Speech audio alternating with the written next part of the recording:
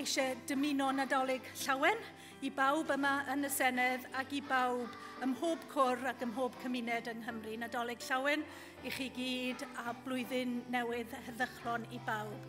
I'd like to take the opportunity to wish you all here in the Senedd and in every community throughout Wales a very happy Christmas and a peaceful New Year to us all.